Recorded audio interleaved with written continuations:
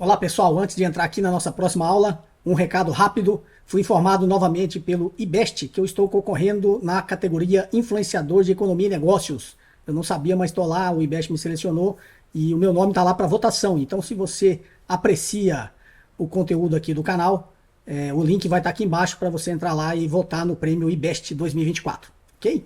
Mais um recadinho. Quente da hora, chegou aqui a Fábula do Estado da Ilha. Tá na pré-venda, vai ter um link aqui embaixo também, do meu livro A Fábula do Estado da Ilha, já tá pronto, né? Eles mandam primeiro alguns exemplares aqui pro autor, e já na pré-venda na Amazon, parece que vai começar a ser entregue no final do mês. Então, se você se interessa pelo livro também, ele já está disponível, e eu devo fazer o lançamento presencial, em que eu posso fazer a dedicatória e autografar os livros, em São Paulo, na segunda quinzena de junho, e em Brasília na última semana de junho também. Tá ok? Depois a gente informa aqui as datas corretas que a editora está negociando com a livraria. Vamos lá então, a aula de hoje, as 5 forças de Michael Porter, continuando aqui no planejamento estratégico, novamente. Esse conteúdo tem também no meu livro Análise Fundamentalista, para quem quiser o conteúdo impresso, né? Vai estar lá no livro, mas essa aula aqui é bem interessante aqui, uma das aulas do nosso curso Investidor de Alta Performance, cuja playlist de todas as aulas que eu estou postando aqui no canal também vai estar aqui na descrição do vídeo. Então vamos lá para a aula de hoje, uma boa aula.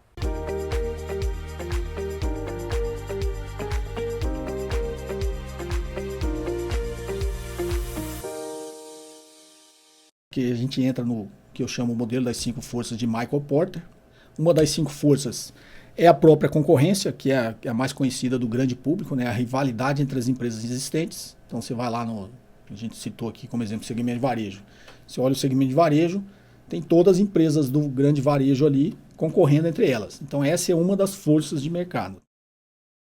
Segunda força ali, ou uma das 5 forças, o poder de negociação dos fornecedores, de um lado, pressionando. Ameaça de novos entrantes nos seus segmentos, né, os entrantes potenciais. Tem um monte de gente talvez querendo participar daquele segmento da economia ou daquela indústria. Ameaça de produtos substitutos. Você sempre tem ameaça ali de produtos entrando novos produtos. E o poder de negociação dos compradores. Então esse é o modelo das 5 forças. Toda empresa está sujeita a essas 5 forças de mercado. A própria rivalidade entre as empresas, os seus concorrentes, o poder de negociação dos seus clientes, dos seus compradores, o poder de negociação dos seus fornecedores, sempre a ameaça constante de novos entrantes aí, novas empresas querendo participar do seu mercado, e sempre a ameaça ali de produtos substitutos. Você sempre tem se preocupar ali na parte de inovação, pesquisa e desenvolvimento, porque sempre tem produtos ali querendo entrar para substituir o seu mercado. Essas são as 5 forças de mercado. Então vamos analisar aqui cada uma delas. Então, barreiras de entrada institucionais, custos de mudança. Né? Você mudar de um setor para outro não é tão simples assim, você tem um custo, diferenciação do produto, acesso aos canais de distribuição, tecnologia patenteada, curva de experiência, economia de escala e necessidade de capital. Então, existe o que em marketing a gente chama de barreiras de entrada, né? Barreiras de entrada ali no seu setor. Então, voltando aqui no que a gente falou, o setor do varejo, né? A gente vai ver que depois você tem a coisa do escopo, que a gente olha ali as estratégias, mas imagine, você está lá no setor de varejo, existe uma barreira de entrada. Custos de mudança. Para entrar no segmento de varejo e concorrer com a Americanas, com a Riachuelo, com a Renner, o cara precisa primeiro ser grande, né? Essas empresas estão no Brasil inteiro, estão em quase todos os shopping centers. Existe um custo de mudança. Então, um grande player gostaria de participar daquilo ali. Mas esse grande player, para mudar o foco dele e entrar no segmento de varejo, ele tem um custo de mudança muito alto. Diferenciação do produto. Né? A gente está vendo aí uma grande rede, eles não têm estratégia de diferenciação. Mas se for um segmento onde existe uma estratégia de diferenciação do produto, dificilmente alguém que tem um produto que é considerado commodity consegue entrar ali, porque existe um investimento muito grande. Acesso aos canais de distribuição. Não é fácil você acessar canais de distribuição no Brasil inteiro para atender, né, uma grande empresa dessa do varejo. Se for uma empresa de tecnologia, às vezes ela tem uma tecnologia patenteada, então você não consegue entrar no mercado dela, simplesmente porque a patente é dela ainda.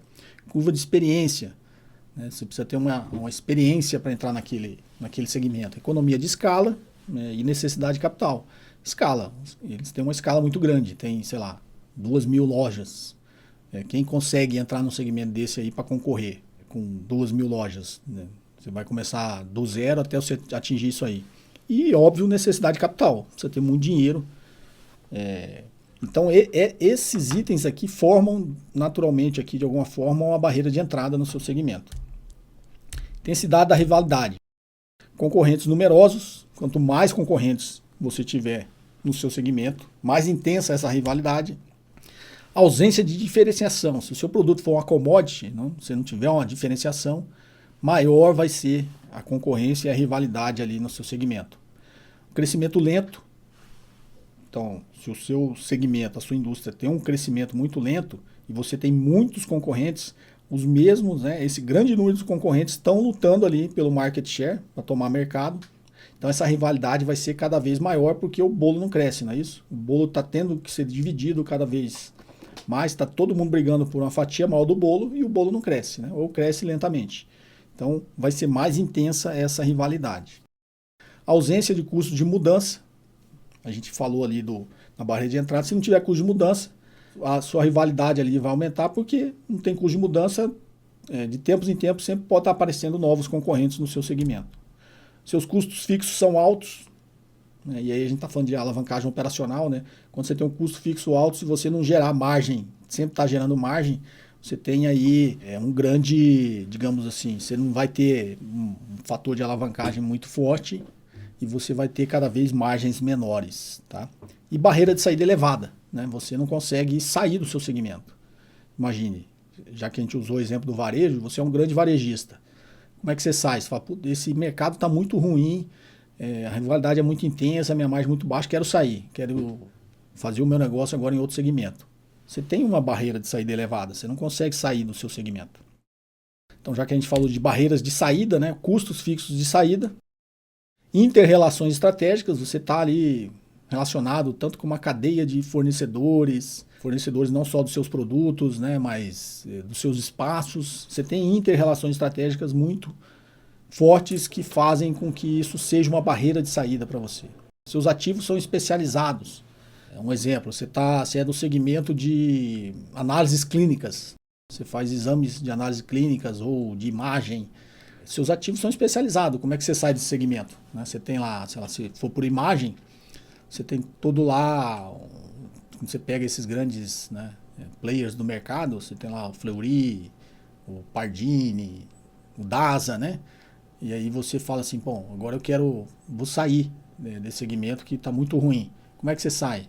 Seus ativos são especializados. Você tem lá tomógrafos, máquinas de ressonância magnéticas, de fazer mamografia. Seus ativos só servem para aquilo. Você não consegue usar aquilo para outra coisa. Então isso que é ativos especializados. E barreiras emocionais. Você vê muitas coisas foram fundadas, estão naquele segmento e de alguma forma a empresa tem uma barreira emocional. Ela quer dar certo naquilo. Ela não quer sair daquilo. Então aquilo acaba se tornando uma barreira de saída. O poder de negociação dos fornecedores. Os fornecedores, esse poder, ele é poderoso se for concentrado, ou seja, quanto mais concentrado os seus fornecedores, mais poder ele tem.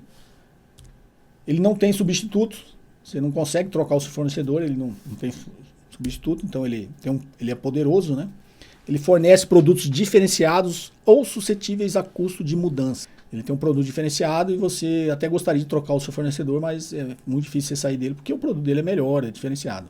Ou é suscetível a custo de mudança. Para você mudar de fornecedor, você vai ter um custo nessa mudança muito alto. Sei lá, ele já é um fornecedor, fornece para todas as suas lojas, pegando de novo o segmento do varejo, como exemplo, como a gente está usando.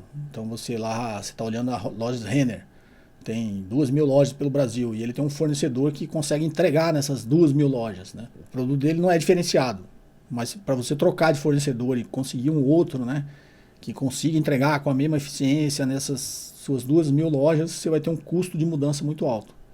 Então esse fornecedor seu acaba tendo um poder de negociação, poder de barganha muito grande em cima de você, porque ele sabe disso. Você não consegue trocá-lo facilmente. Então, se o seu fornecedor ele é poderoso, você tem uma pressão no seu segmento aqui na sua indústria, digamos que a gente está olhando como indústria, então a rentabilidade da indústria vai estar sendo pressionado ali por uma redução de qualidade. Como ele é poderoso, ele teoricamente a qualidade dele pode cair um pouquinho que você não consegue trocar ele. Ele tem poder. E ele, por um outro lado, vai estar sempre te pressionando para aumentar os preços. Se ele sabe desse poder de barganha dele, e todos sabem, ele vai ter sempre uma pressão aqui para continuar aumentando os preços que ele vende para você e não necessariamente aumentando a qualidade, até reduzindo uma rentabilidade, uma qualidade, né? O que isso faz? Pressiona a rentabilidade da indústria. Você tem um fornecedor poderoso, está sempre tentando aumentar o preço dele e não necessariamente a qualidade, não vem em seguida de um aumento de qualidade, muitas vezes até uma redução de qualidade. Então ele está pressionando aqui a rentabilidade dessa indústria. Poder de negociação dos compradores. Ele é poderoso se concentrado, mesma coisa, né? Imagina que você é uma indústria e o seu comprador é um só. Né? Imagina o poder de barganha que esse comprador tem de você. Né? Compra grandes volumes, experimenta baixos custos de mudança ou ausência de diferenciação. Né? É um bom exemplo aqui para a gente utilizar. Você imagina os grandes redes de supermercados. Digamos que ele seja o comprador da sua indústria. Você produz qualquer tipo de produto que abasteça os supermercados deles aí no Brasil todo. Então, sei lá, você vende para o Extra ou para o Walmart. São poucos, mas são concentrados, né?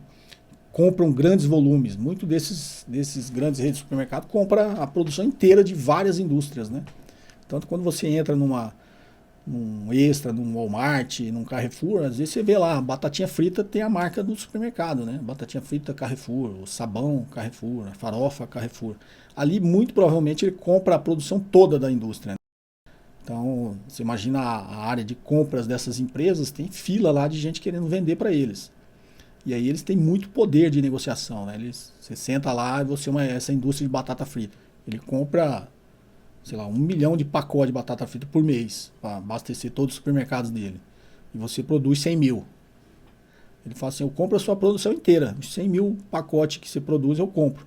Inclusive, você vai ter que me dar 60 dias de prazo e vai ter que fazer, já que eu estou comprando a sua produção toda, você vai fazer ele com meia marca. Né? Meu saquinho vai vir lá, Carrefour nele. E eu só compro se for pelo preço tal. Você fica ali meio pressionado, o seu comprador tem um poder de negociação muito grande e atrás de você ali na sala de espera tem uma fila de gente que produz batatinha frita igual você que está doido para vender para ele. Então, o poder de barganha dele é muito grande, né? Então, ele compra esses grandes volumes e está sempre... E para ele esse custo de mudança é baixo, né? Você levando a cadeira, entra um outro ali vendendo a mesma coisa que você. Então, o que acontece aqui na rentabilidade dessa indústria? Né? Exigência, qualidade e serviço, seu comprador, né? Vamos usar esse exemplo aí do Carrefour. Ele vai falar, e a batatinha não pode ser oleosa, tem que vir, a gente vai conferir a qualidade aqui, você vai ter que entregar sempre no prazo, né? Vai ter uma série de exigências de qualidade de serviços. E óbvio, redução de preço. Ele está comprando, ele é poderoso e vai falar assim, ó, eu vou comprar cada saquinho de batata frita por 50 centavos. Às vezes seu preço é R$1 e ele vai te pressionar sempre para reduzir o preço. Então, a rentabilidade dessa indústria, se o comprador é poderoso, né, vai estar sempre pressionando ao inverso do fornecedor, né? Sempre pressionando por uma redução de preços e vai sempre exigir mais qualidade, mais serviços. E óbvio, joga com os concorrentes. É aquilo que eu falei, né? Nesse exemplo talvez simples e tosco, mas que é bem didático, né? Ele fala assim, bom, se você não quiser fazer as condições que eu estou te passando, né? Tem um monte de gente na sala de espera ali que vende o mesmo produto que você, vende batatinha frita também.